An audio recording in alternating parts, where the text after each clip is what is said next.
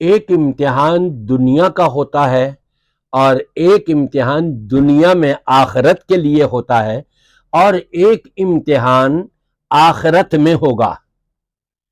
دنیا کے امتحان کا اگر پرچہ آؤٹ ہو جائے تو کینسل کر دیا جاتا ہے، لیکن رب تبارک و تعالی جو غفور الرحیم ہے، رحمان اور رحیم ہے، اپنے بندوں پر کتنی بڑی مہربانی فرما رہا ہے کہ جو پرچہ، جو سوالات روز قیامت ہونے ہیں وہ یہی بتا دیے یہ سوالات ہوں گے، اس کی تیاری کر کے آ جاؤ۔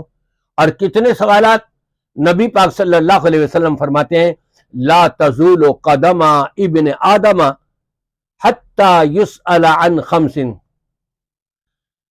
کسی بھی بنی آدم کو اپنی جگہ سے قدم تک ہلانے کی اجازت نہیں ہوگی روز قیامت، جب تک کہ 5 سوالوں کے جواب نہ دے لے۔ ان 5 سوالوں میں کیا ہے؟ جتنی عمر اللہ نے دیے 60 70 80 سال، یہ کہاں گوائی بتاؤ۔ دوسرا سوال، اس جوانی، اس زندگی کے اندر جوانی کی حیثیت ہوا کرتی ہے، جوانی والی زندگی تم نے اللہ کی اطاعت اور فرما برداری میں گزاری، کیسے گزاری یہ بتاؤ۔ تیسرا سوال، تم نے مال کہاں سے کمایا، حلال طریقے سے یا حرام طریقے سے۔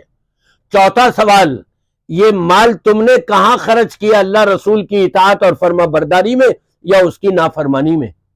پانچواں سوال، جو علم بھیجا گیا تھا، جو علم تم تک پہنچ گیا تھا، اس کے بارے میں تم نے کتنا عمل کیا، کیا کچھ کیا ہے تم نے، علم سیکھا یا نہیں، دین کا علم، اس کے مطابق عمل کیا یا نہیں کیا۔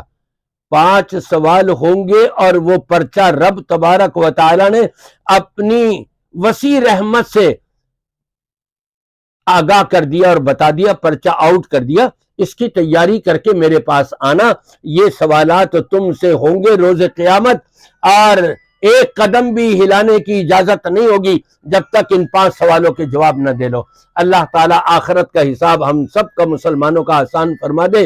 اللہم حاسبنا حسابا یسیرا۔